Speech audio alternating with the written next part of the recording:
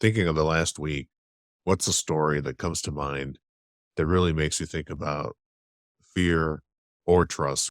I do, without revealing a ton of details, but I do work with one client and we use the EOS system, entrepreneurial operating system. And we were having what is effectively called the people analyzer discussion. And it was about an individual that what may be responding out of fear and has the right values for the organization, but out of pressure, maybe you got them in the wrong seat. Maybe you've got them, overloaded with things, but their natural response that might come out under that kind of pressure is fear. And what is that doing? And then ultimately, what are you responsible for as a manager or leaders in a business in terms of systems to reduce the level of fear, variability, and things like that? And what are you responsible for in terms of coaching, guidance, and behavioral elements? If it's just a younger person that needs development, or even someone that just hasn't, they hit, they worked as a manager, and it's now time for them to become a leader. And there's coaching and guidance that you can provide there. I think to me that's the most fresh and relevant as it relates to the topic. And I think it's a good kind of lead in for that overall topic, because you got two real dimensions to fear. Number one is what you feel within yourself. I mean, this is a very individual based thing, and trust me, I know I'm 48 years old. I have created more fear based load for myself than perhaps the external environment could have. So there's the dynamic of internal fear, and then there's the fear that we create together when we come together as a team, and the things that we do or don't do to alleviate that, or to build bond, build trust, and bring the fear level down, still have the challenge of project issues, but really get everybody to rise to the challenge instead of take the challenge and beat the hell out of people with fear in hopes that you'll get what you want, which is done on time, done on budget, et cetera. Yeah, a lot of people don't know, Kevin. Fear is a productivity killer. And when we say it out loud, everyone just nods their head. Like you just even nodded your head. And Hmm. I think a lot of people in the audience, if you haven't spent some time or space in what drives people, how do you create high performing teams, that you might not have just coincidentally been thinking about this, but there's been a lot of research done to show that fear reduces productivity and inhibits people's ability to act. And this is why we see in high performing teams, especially military teams, a lot of conditioning around taking small steps, making small decisions so that people can act and be trained to cope with fear and not be paralyzed by it, because there's no benefit. Like in nature, we often see people have like a default of something happens and they go like possum, they play Yep. dead. They just freeze up, they stop, they can't do anything. And then other people, something happens in a high fear situation and they become extraordinary. And a lot of people incorrectly think that that's just nature versus nurture, and it's actually conditioning. Well, I'll do you one better. Like, so we're all fighting, we're all triggering by the fight, you know, fight or flight, or, hide response overall. But here's the real brain condition, which is to me, one of the keys. I know we're getting deep real quick, but one of the keys from a human being perspective, your brain is, your subconscious brain is, objective. It doesn't matter whether it's actually occurring outside of you, meaning there's a real threat. The tiger, the bear is chasing you, or if your own brain is generating the fear, meaning I'm thinking about the past, something bad that happened, or some relationship that I have, or I'm worried about the future. We got to get this job done, et cetera. That you're constantly creating a state of high cortisol, all the stress responders in yourself. And your brain doesn't know the difference of whether it's happening outside or happening inside. It's just there. And for every single animal, fight or flight is a natural response. That's good. But if you watch, we got dogs, we got cats, we got horses. If I watch animals, they will get into a response mode and they will come down quickly. They will say, okay, it's safe, no problem. We run the same play in our mind for hours and hours. And it's worse than that. It's not just hours, it's days and days. And then it becomes like just a habitual pattern for you overall. And so we've got to find ways, both individually and as teams, to say, no, short circuit the cycle. Let's take a step back and let's understand exactly what's happening around us. make the best we can of the whatever situations we've got, grab onto the facts that we got, and then move forward. And you will find, I think everybody will understand this, you'll find field leadership, especially in construction, that are calm and can operate under pressure. I mean, you and I, we could talk last planner and all that stuff in terms of getting ahead of the work and constraint and stuff like that. But this discussion is not about that. The basic personality type is someone that can head into the fire and the flames and go, all right, let me do a ground assessment and see what our paths are, what our options are, and take the best one that we've got right now. Yeah. Welcome to the EBFC Show, the easier, better for construction podcast. I'm your host, Felipe Engineer Manriquez. This show is all about the business of construction. Today's show is also sponsored by the Lean Construction Institute. LCI is working to lead the building industry in transforming its practices and culture. Its vision is to create a healthy and thriving industry that delivers outstanding project outcomes every time for everyone. Check the show notes for more information. Now, to the show. Welcome to the show, Kevin Labrecque. Kevin, it is my honor to finally have you on the show. You're also an engineer's engineer, and you can't do it any other way. You gave me a beautiful set of questions and topics for us to go over on the show, which is, I think it's a guest first. It's probably the first time it's ever happened where the guest was like, this is what I want to definitely hit on. And so I think, audience, you're in for a treat. And while Kevin is introducing himself and sharing about the first time we met, I want all of you to look in the show notes down below, because Kevin has taken the time just in time before this episode got recorded to give all the details about his background, where to find him, links to click to him to get more. And you're going to want to get more. Kevin is somebody that I talk to every year without exception, and we don't get enough of each other. It's so unfortunate that there's this annoying country in between. So we're so far away. He's in Florida, I'm in California, and we meet all over the country. I think we've hung out in Detroit most recently in person. Well, first off, let me say that this is a gift for me. Every time I get to spend with Felipe is just joy in terms of our relationship and our journeys together in the lean construction world. Has just been, for me, a pleasure. And I say that a lot. We'll talk a little bit about how we met. I will answer your question just in terms of making people aware of who I am and what I've done and what I do, without making it as short as possible. But I'm 30 plus years in construction.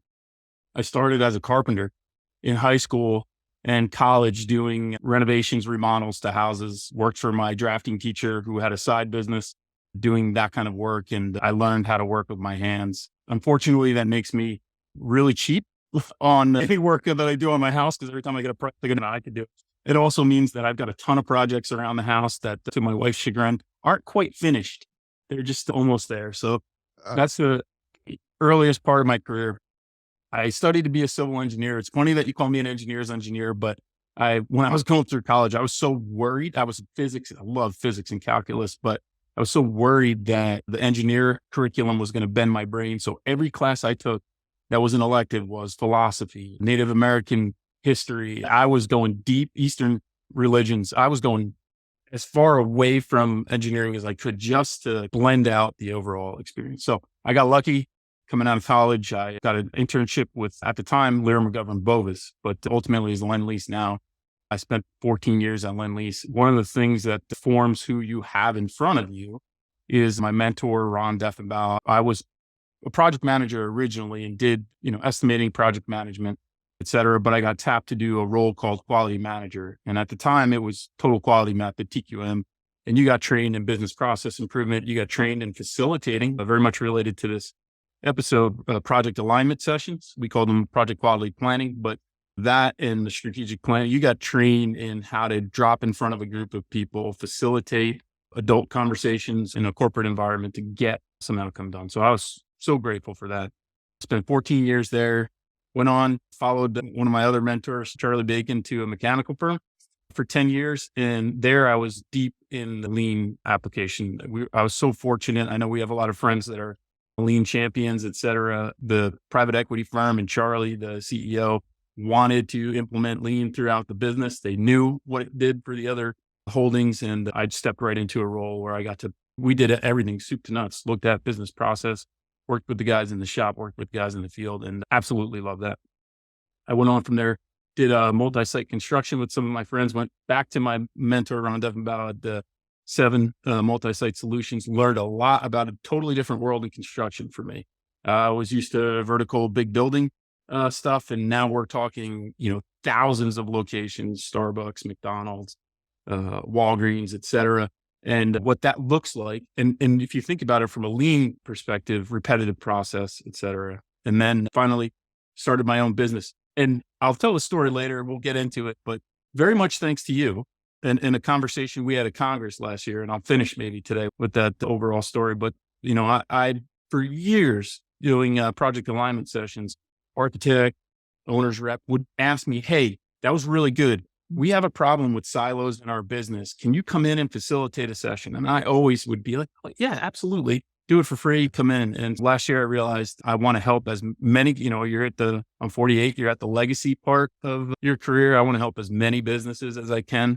And while I loved helping one business and their clients, now it's time to spread the love. So that's what I'm doing. And I'll hopefully tell you a little bit more about Felipe's role in that. But no, hopefully I'll make it happen. I'm going to ask you questions. Yep. So it will definitely happen. We should talk a little bit about how we first met. I think. Yeah. So I can't remember. I think it was 2000. It was 16 or 17 Congress. 16. Yeah, Anaheim. If Anaheim is 16, that's when we first met. Yes. And I was assigned as your champion. I did not know you at all, but I will say this. I have spent the last 30 years of my career in construction, and the best way I can say it is looking for kindred spirits. The people that are crazy enough to believe that we can change this industry, we can improve it, et cetera. That's Greg Howell had me hooked. The first time I met him, I was like, this guy's great. I'm going with a big buyer, same way, just on that journey. And so when you and I met and I was assigned as your champion, I knew we were brothers in arms because I asked you, what do you want to do? I'm going to do what you're best known for, in construction. And I was like, all right, cool. Let's do it. You turned me on to Jeff Sutherland's Twice the Work in Half the Time, read that. I'm on board. And then you said something to me. You said, I'm going to do a simulation, a real live simulation, and doing a sprint in the room. And the facilitator part of my brain said, man, we're going to have hopefully it's popular. It's, 100, 200 people in the room. How the hell are you going to pull off, a simulation? You said, don't worry, Kay. I got it. And without I just knew the spirit. I was like, oh, he's got it. This is going to be fun. Let's just roll. That was you and I first meeting. And I knew we were hooked at arms ever since then. And quite frankly, I'm glad I met you because I run my business on Trello. I have a sprint board. It's my personal life. It is my business all integrated into one, and it's got a sprint. It's got a flow. And if I didn't meet you, none of that would have, been in my life right now. So it is perfect. I super appreciate that, Kevin. So yeah, from my perspective, Kevin was my assigned champion. It was totally random how we got put together. And that was the first year at Anaheim. I was volunteering as just helping with the volunteers. So I had responsibilities for Congress and I was speaking. It was the first time I was sharing Scrum on quote unquote big stage. And we ended up having standing room only, almost 200 people in the room. And we did a live within the span of less than 50 minutes. We had everybody go through one sprint together. And it's so funny. People in the audience who went through that, I still know today. And that one session, Kevin, sparked off so many deep friendships that I have. One of the people that was in that room was Jason Schroeder from Elevate Construction. I know. And Jason, he told me, he's like, you don't remember this, but I learned Scrum from you and your LCI presentation where you had us all do a sprint together. And I was just like, who wasn't in that room? So many people. There were some leaders from some big mechanical contractors that work across the country that I bumped into on and off, and so many people. It's been incredible. And then you, and that presentation also took me to Ireland. So a lot of people don't know that, but I was the champion for presenters in just before that session. And they were sharing about how they do very intentional Gemba walks in Ireland, doing work observation studies. And then I asked them to stick around and this is going to be interactive. Check this out. They stayed. And then that took me to Ireland the very next year. And I had 4 trips to Ireland teaching Scrum and the last planner system in Ireland. And that's where I finally spent some quality time with Glenn Ballard, Greg's, accomplice. And so like the first time I'm really hanging out with Glenn is in Ireland because of the session that you and I had in Anaheim, Wow. California. So it's like incredible. First off, it's a small world. I Yeah. can't tell you how many people across, even before I got into lean, just across from a construction perspective, that you'll be in an airport somewhere and just within to have a conversation, and within 2 steps, you're like, oh my God, you know who, so-and-so, et cetera. Yeah. It's an unbelievable experience. It is amazing. Yeah, that was a great intro, Kevin. So glad that the fate put us together. We were talking just before the break. Oh, it looks like your mesh froze up again. Let me look so serious. Make sure I look serious like you. I have no idea, bro. Yeah, I turned off the waiting room since you're going to be coming and going so much. I have no idea. And actually, it's not worth it for me to get up and check the router and stuff. It might happen again. It just does it'll do a 30-second reset. It might be time to upgrade to the new version, But it was perfect timing. Like we finished, your face froze again, super serious. This time I did a pose to match your expression. So we'll have two snips. I love it. All right. So Kevin, at the beginning of the show, we were talking about, how, and we're definitely kindred spirits. I mean, we were even talking offline. You bought your house and your wife didn't see it. I also bought my house here in California. My wife had not seen it.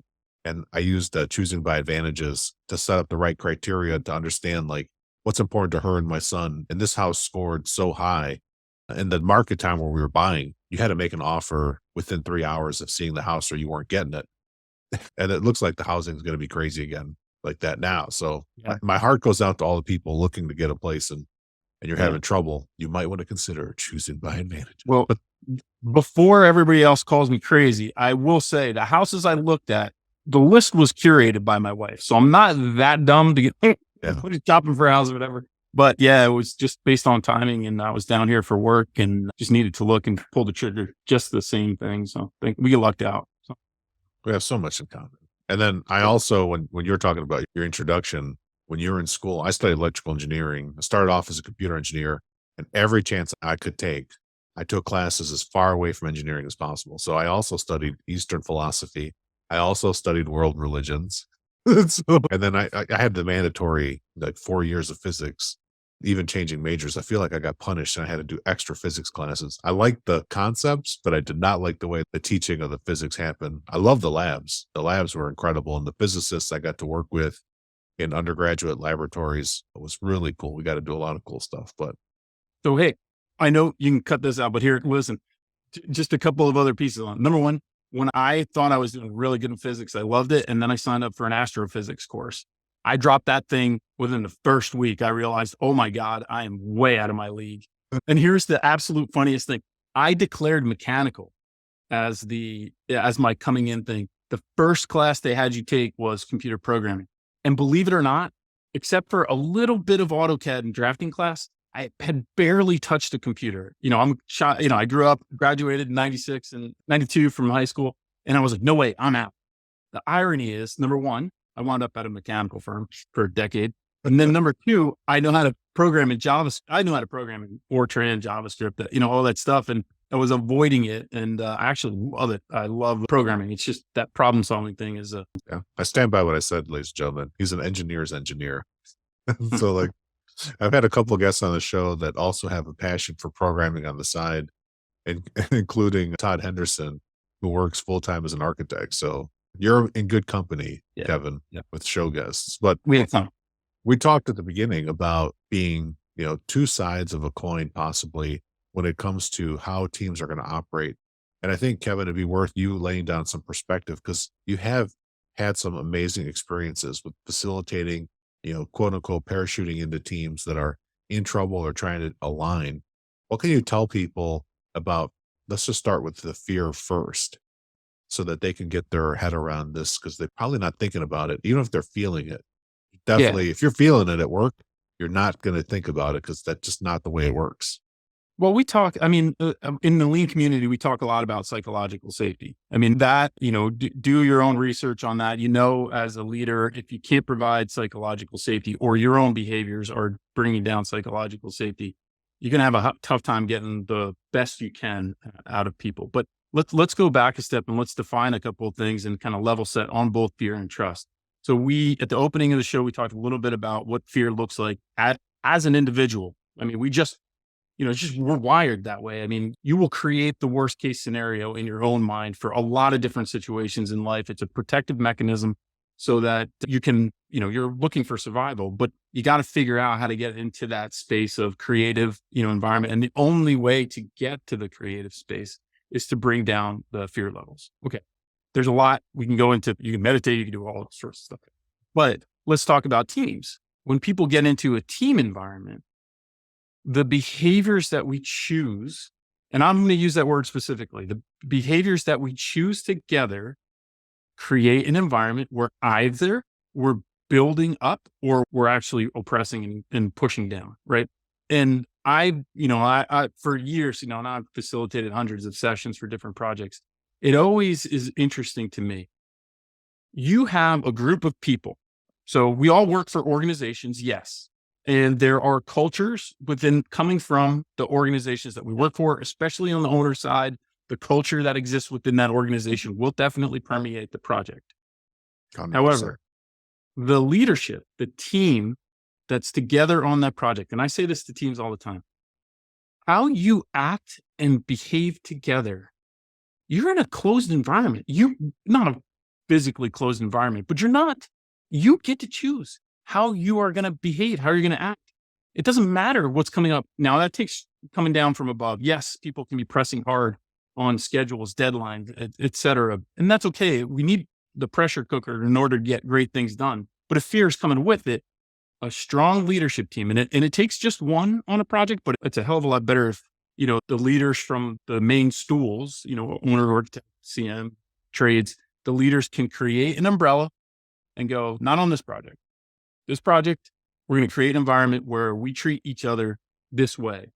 And you lay down the rules of the conditions of satisfaction. Yes, in terms of what we're going to achieve, but the rules of behavior about how we're going to operate is a choice.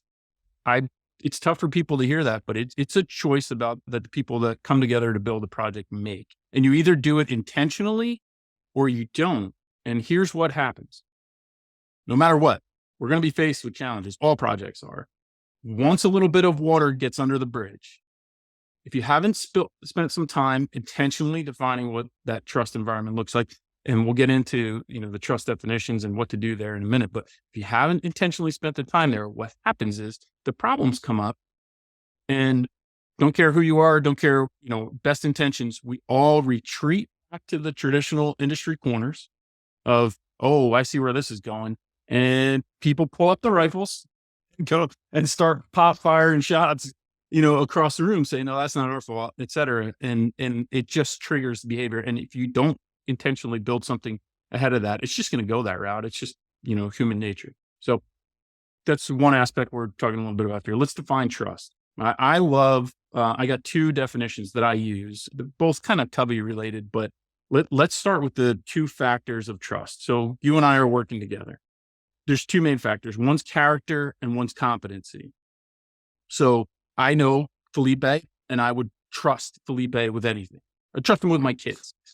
That's the character element. I fully trust. I know you have the best intentions for me personally in your mind. You might be able to or not be able to, deliver on that because of circumstances, but I know in your heart you've got that. That's really character trust. There are the inverse of that. You'll get into a situation, an environment where you'll meet somebody and you'll be like, I don't trust that. I don't trust that character, et cetera.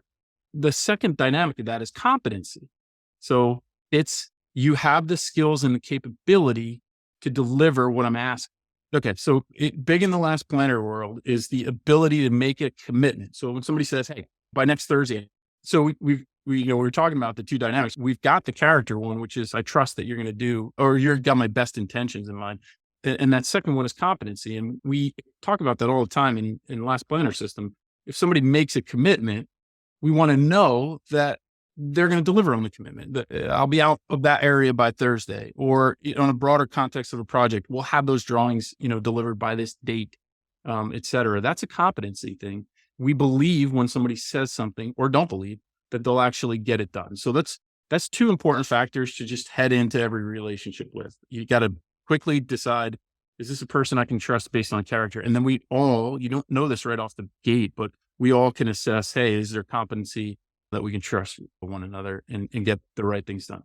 That's one factor definition of trust. The second one that I absolutely love, have used, I was looking for my card. I was trained, 20 years ago, there's a Franklin Covey card that has the traditional quadrants of important, not urgent, but on the back, it has the trust bank account, which is deposits and withdrawals from the trust bank account. Now, what I love about that is it turns the word trust from a noun into a verb, which is this is just like any relationship, marriage, et cetera. You can make a ton of withdrawals over time and understand that at some point you might break the bank account. You might go into a deficit, et cetera. So we got to find ways together as individuals.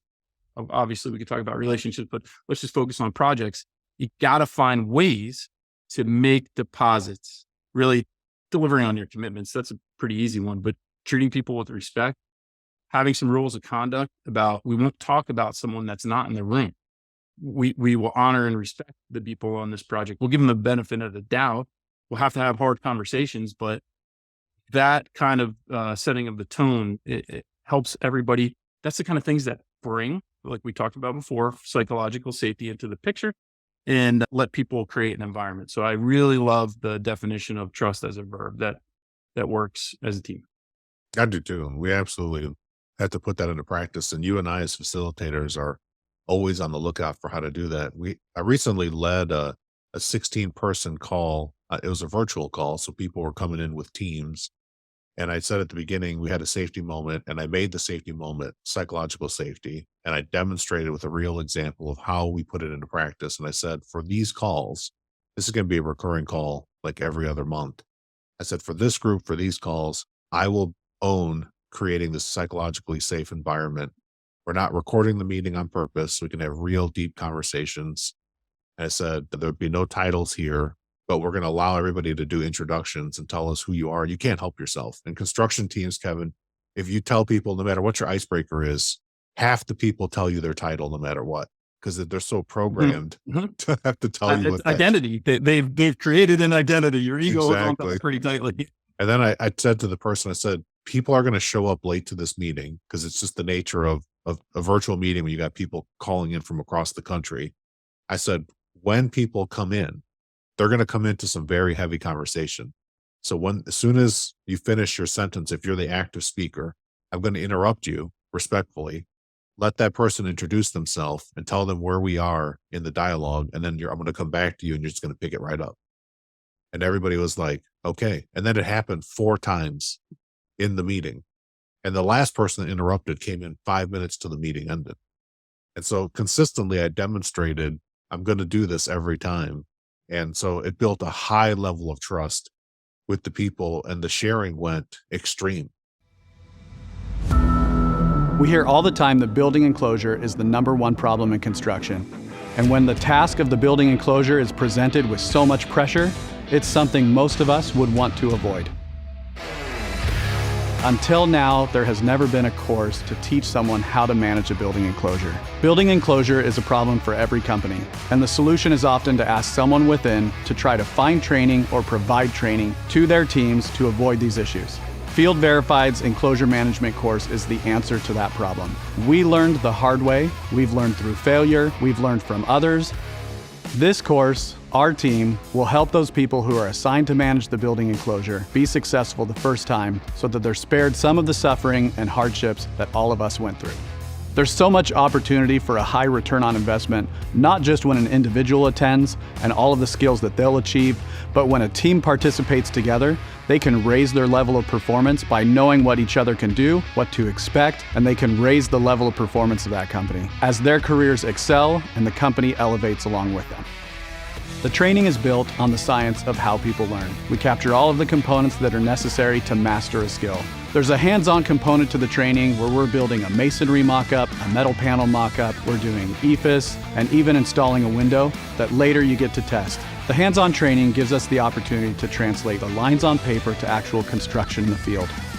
We always laugh because after the training, people come up and say, this isn't just about building enclosure. There's a lot of leadership in here. There are a lot of people skills. That's because those skills are necessary to be successful in building enclosure and in construction. We'd love to see you get started right away. We have lots of options available. They can come to us in person at Field Verified in Phoenix, or we can bring the entire operation to your facility and train up to 25 people at a time. And we've created an online training that's available for people who might not be able to attend in person. Go to the website and contact us. We're going to start by understanding what problems you're currently experiencing and develop a specific program that's right for the needs of your company. But I was so leaning in because I wanted to say this, icebreakers. When I got trained early on as a facilitator, there was a basic set of tools for any meeting that you got trained in, having a purpose agenda, limit, all of the rules of conduct, the parking lot, the plus delta, all that stuff. But icebreaker was always in. And when I was really young, I didn't understand the necessary value of it, but I got a great training in that because I was facilitating so many sessions. Without mentioning any names or any individuals, I had one executive leader who was facilitating project sessions for in New York, that every time we'd go through the agenda, he'd be like, all right, get rid of the icebreaker. We don't need the icebreaker. So what it did for me was it was a little experiment that I couldn't even have, put together myself. I facilitated a bunch of sessions on that side without icebreakers. And at the same time, I was facilitating other sessions with icebreakers. The difference is amazing. It's such a small investment to make up front overall. And then you can also think a lot about the questions that you ask. And you and I will get more into that, but you got to get to know one another on a project. And that goes right back to the trust and fear and safety thing. If you can ask some really open-ended, good questions that allow people to understand, hey, you coach soccer too, or your kid has ADHD. I'm struggling with that, same thing. It takes us as a group of individuals, removes the barriers of the identification of the companies that we work with and creates commonality in terms of other dynamics or aspects of what we have going on in our personal lives. And to be honest with you, I have heard some stories that have almost literally, I broke my heart crying in terms of challenges and struggles that people have gone through. And that's the kind of stuff that if you don't share up front, we don't know each other. How are we gonna reach it? How are we gonna really go and get something big for an overall project if we don't know how to cover down for each other? And you just said that, that executive in New York made that beautiful contrast. So you can see what happens when you do and what happens when you don't. Can you go deeper on what happens? What contrast, what did you learn from that? If you get to know people across the table, it creates, there's an underlying tone that it creates in the room. And we talked about, it brings down the silos of I work for an architect, you work for a GC, I'm an owner. These are the ways we were supposed to behave. When you create commonality across the room, it creates an environment where we can actually have real conversations. And what happens, and I'll give you another dynamic later from a facilitation perspective, the quality of discussion, the digging for potential opportunities and answers, the way that we approach problem solving in the room during a session is qualitatively different. If you don't do the icebreakers, we are effectively rushing our way through an agenda. If you sit in a meeting that's not facilitated well, or people don't come with the clear objectives in mind, et cetera, it doesn't have the generate something of substance for whatever it is that you were coming to do. It's literally a report out meeting, and we're all wasting each other's time in that instance. So that's one dynamic overall, that just do the icebreaker. It really sets the tone. And the other thing I learned comes from EOS as well. They call it the segue. It actually mentally gives everybody's coming into that meeting. Most of us, you mentioned before, people coming in late, most of us with whatever the heck, and especially in the Zoom days, if you're back-to-back calls, your brain doesn't shut off the last topic. You're coming into a meeting carrying that last discussion you had with you. And the purpose, or another aspect of the icebreaker, is it gives a mental pause around the room and for everybody to let go of whatever the heck they were just, engaged in. And then for everybody to sit down, say hello, get focused on what we're about to do. So it's got multiple purposes. And shoot, if you're going to spend 2 years with people, why not get to know them? And that's aspect. I think the other thing I was going to say too is one very small thing, and I know it takes budget, but one very small thing that I always tell teams is break bread together. You cannot underestimate the value of, lunch is okay. Dinner's even better. If you're going to get together, I always tell people if I'm facilitating a full day session, I would much rather do afternoon, a dinner, and then the morning after, because at dinner, you create a social lubricant and you see the topic, you create this social lubricant, people get to know one another, and then you come back that next morning and people have fresh ideas. People are connected to each other and connected to the topic in a way that makes it that much more meaningful. Not everybody can do that, but I will tell everyone, if you're not breaking bread together, you're missing a huge opportunity. So No truer words.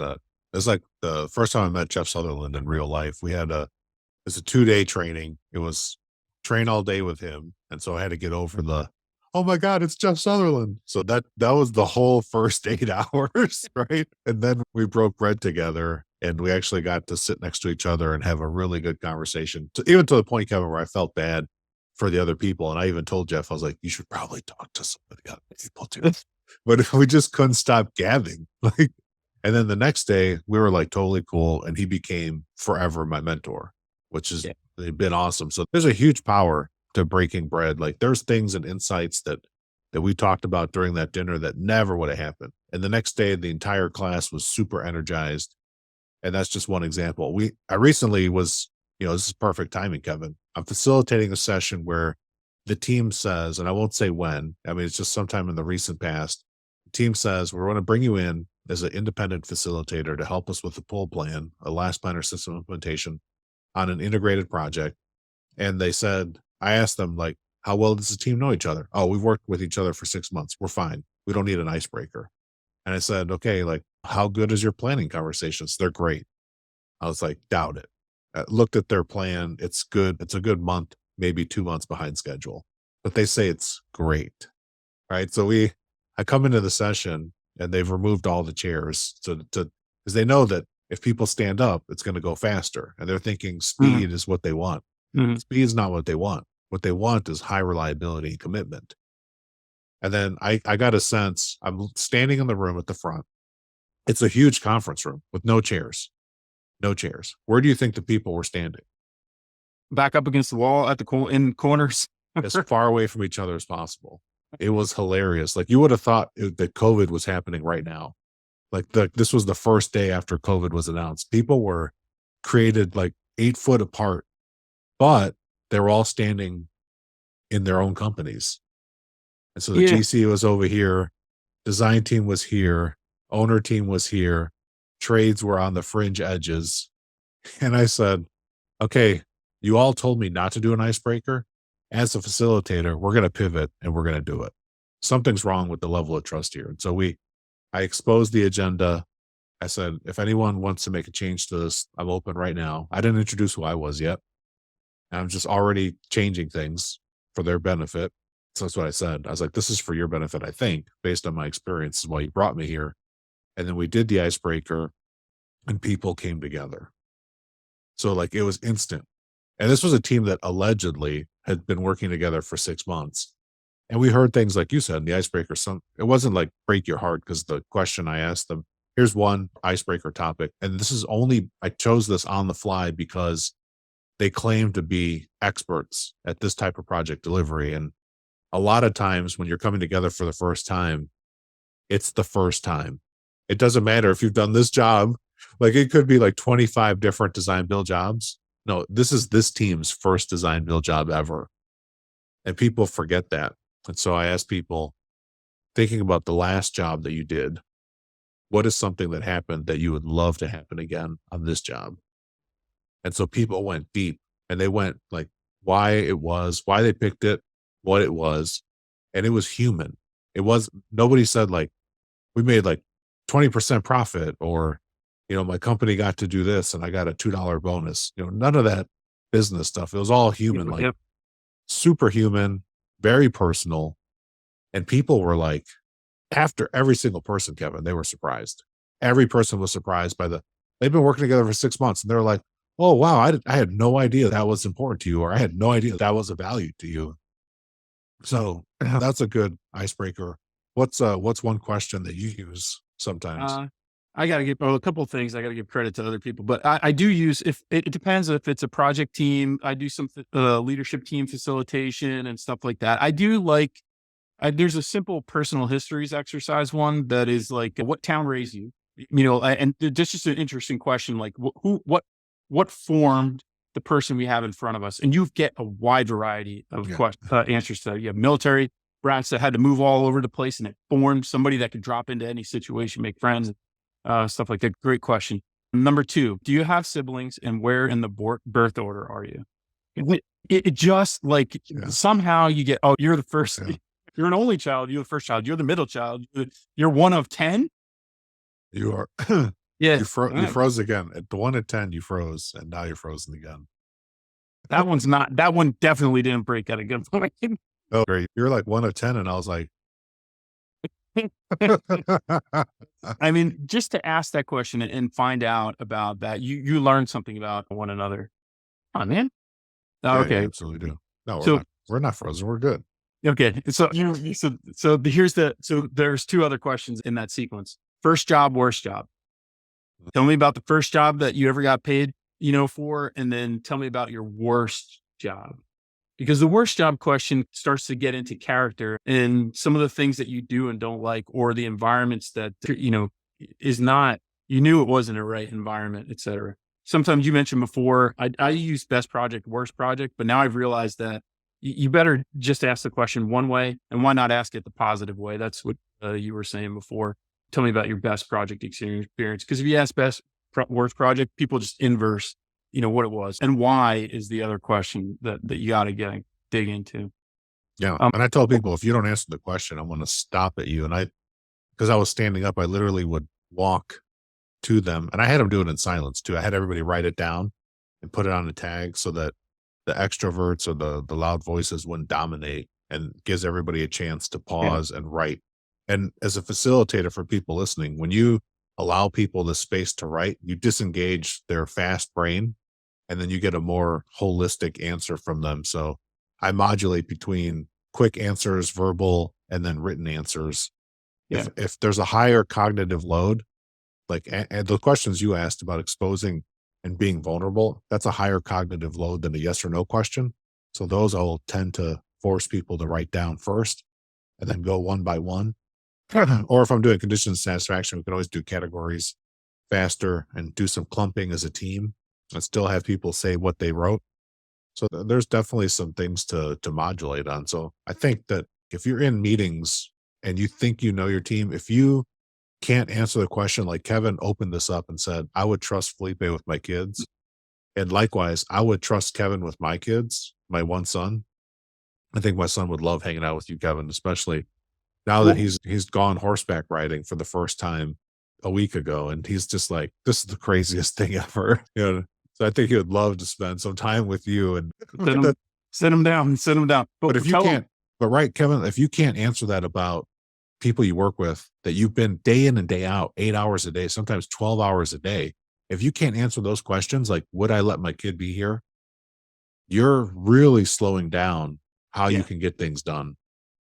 So I want to pick up on 2 other things that you said. Okay. And I realize in my own mind now that I got trained in facilitation. So there's stuff that's like in the back of my head that I just assume everybody knows.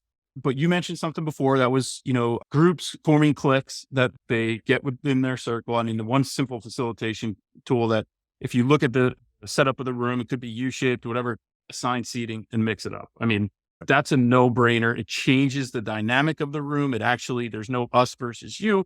There's this kind of cross dialogue. Another one I got to give credit to Matt Bleakley for. I visited him at the Star Wars. He was from Waiting Turner. They were building the Star Wars world in Orlando. And he had he was tired of, people in pool planning sessions and weekly work planning sessions sitting in opposite corners, arms folded, et cetera. He took red tape and put it on the floor right up in front of where they do their planning. And that's another great aspect. They use visual tools. So they had slip sheets. They realized that most of the foremen are thinking off of their shop drawings. So they said, why don't we just put the shop drawings up instead of doing like, our traditional weekly work plan in Excel? Let's do it visually. They can highlight the areas that they're going to be working when the guys are going to be out, et cetera. Fantastic idea. That's when most of us in construction think in 3D, not in a tabular list, et cetera. Not words. Yeah, he put that tape around the floor and forced everybody inside and said, if you're part of the next week's work, you're going to talk. You're going to talk to each other about what we're doing. If you're not part of next week's work, or you're here to gather information, it's okay to be on the outside of the red tape. You're here to gather information, but we're gonna participate. And the other thing I loved is he hung a mural, more mobile. I don't know. Remember when you were a kid and it was where your crib, and it had the words he didn't want to hear. I can't. Maybe the non-committal words of I'll try.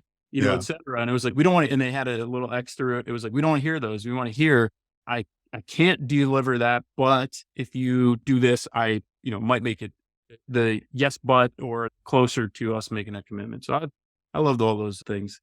One other thing I want to say, you tripped my mind on, and just in terms of how we come together as project teams, I facilitated a session, really early in my career, and the architect was from London, and he had a fantastic definition. When I asked, tell me about, we were talking about best projects. His definition of a good project was at the end of he said, anybody can share a pint at the beginning of a project. He said, the good projects are the ones where you want to share a pint with those individuals at the end of the project. And that means we've done our job in terms of creating a bond, doing something challenging, but taking the opportunity to create a bond that will last beyond the confines of this project. And I think what for me was always a good definition of how do we do this? How do we come together in a way that is respectful of one another? And we're only on this planet for so long. Why would you want to be creating environments where we're just fighting with one another? Let's find a way to get cool things done together. Absolutely. Love that's a great definition. And even take it next level. Would you be willing to buy the person across the table a pint? That's how well the project was. Instead of just sharing one. I mean, definitely you just charge it to the owner because the owner pays for everything. So I love the Stephen Covey Trust Bank and Franklin Covey Trust Bank. I didn't realize that Stephen borrowed that from his dad. And when he wrote The Speed of Trust, which is a great book to read, it talks about the character and competency. I love that as well. And I had a superintendent give me that book as a gift when I came to their project one day. He's like, for all the stuff you do with people, you should read this. It'll give you an advantage. And I was just like, oh, superintendent helping me get an advantage. I just love that. I hope by this point you're getting some great ideas from Kevin. Kevin is an outstanding resource. So again, check the show notes to get a hold of him. He's super easy to talk to, very approachable. I definitely have relied on Kevin multiple times. I got to benefit from his leadership and stewardship when he was hosting Lean Construction in Orlando, Florida, which was an amazing Congress. That's a lot of cool people came to that one. Still one of the highlights, tops. Now, if you're on a project right now and you've got these issues, Kevin, what are some things that people can do to build trust and then keep the trust they built? Yeah. So we talked before about the deposits and withdrawals. So that's an important thing to keep in mind. The other thing I'd point to, and I got to give credit to the folks at Lend-Lease that I grew up with there. There was a process that we used called project quality planning. One of the tools, it's very much Covey based. We would form a win matrix at the beginning of a project, and we'd ask all of the key stakeholders 3 questions. The 3 questions were, what's your definition of success? So that's the traditional conditions of satisfaction. Right. And what I love about that is you can ask that question, to all the stakeholders. You'll get the commonalities, and then you'll also get the very specific, unique things that are meaningful to them in terms of delivering a successful project. Super important on the owner side. You got to understand value creation and value delivery, but it's just as important to hear from every other player. And one of the sessions I did at OSU years ago, we had all the trades in the room. I think it was like 200 people. We were doing a project kickoff session. And one of the carpenter got up and he said, here's my definition of success, or really laying out. He said, I know everybody might not process this. He said, when the people that I work with, the people that are in the field building things, are doing it because they love working with their hands. They want to build a quality product. So I might ask of you, my definition of success is be clear about what you want and don't change your mind. Because when a craftsman builds something and then you change your mind and they have to tear it down, you said, we'll get a change order. I know we'll get paid for that. But for the craftsman who built that, to tear it back down is a morale buster. You put your heart and soul into putting the right thing, make it plumb, make it level, et cetera. He's like, we got to figure out a way for you to be clear about what you want earlier on in the process. And I thought that's a good subtle definition of a condition of success that we don't ask enough and we don't think about. So that's question number one. Question number two, we asked all stakeholders is, what's your role if that's your definition of success, what's your role and responsibility in delivering that success? For all the people watching the show, like, this has just been incredible. Kevin's internet has gone out no less than 7 times up to this point. So if you're watching to now, it's just a testament to how magical editing is that you don't even notice that we've had 7 major 3 to 5 minute interruptions to this point. So I want to go back, Kevin. You gave us question 2. And I think question 2 is, I've never heard that before. In conditions of satisfaction, we always ask people, what do you need to be satisfied? And then you said, question 2 follow-up is, what's your role responsibility to make sure that happens? I love that. And I'm dying. What is question 3? Dying. Here's question number 3 is the absolutely most important one. So we talked about question 2, you're going to shake out the gaps and the overlaps of who's got the ball and stuff like that for roles and responsibility. Question number 3, for each stakeholder. So if you're the owner and you're looking across the table at the GC, construction manager, the architect, engineer, trade partners, et cetera, separately, for each of those groups, you go, here's what I need and expect from you. In order for me to do my job really well, here's what I need and expect from you. Yeah, that's super powerful. I've not done that yet, Kevin, but I'm stealing that. And from a facilitation standpoint, don't let them, you got to dig, so if somebody says, I need quick turnaround times on RFIs, then you ask, well, what's quick?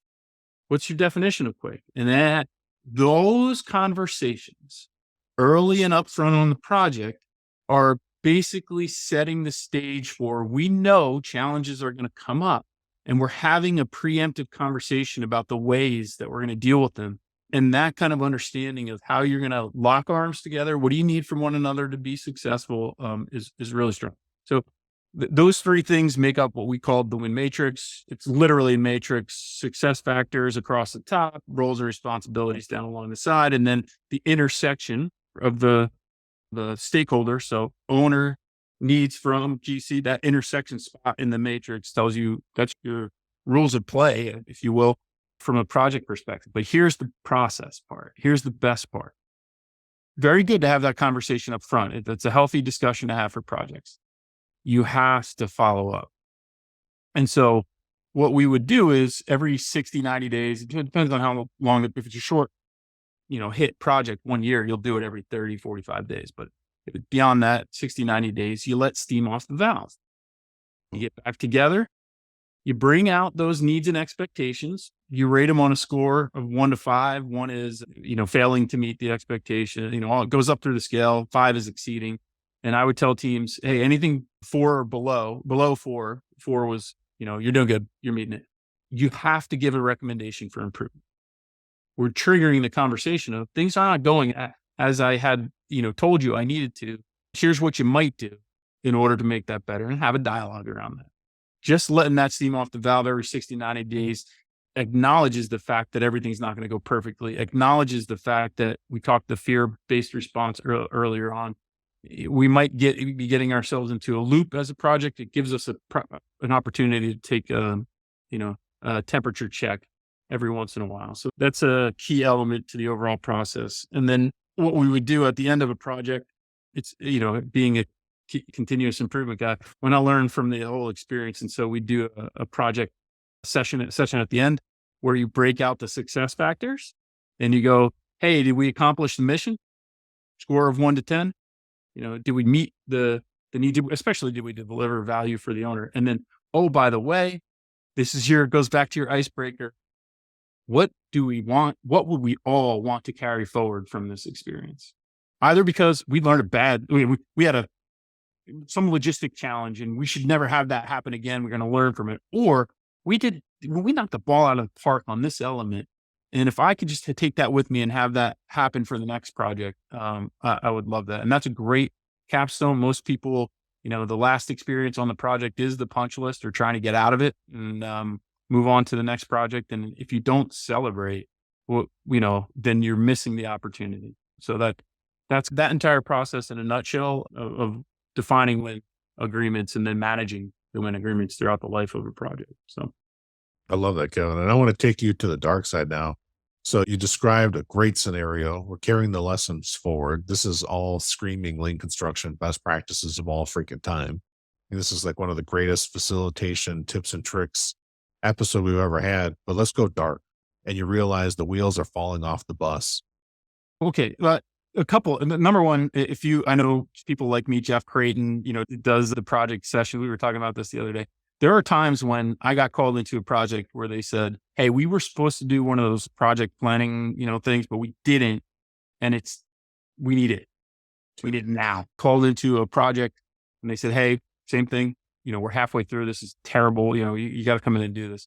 So there was bad dynamic, bad people had gotten to the non-trust in the corner thing that we were talking about. And I did an icebreaker. And I asked, what is one thing that nobody knows about you in the room? So we were going around the room and sometimes I let the leader of the overall thing go last.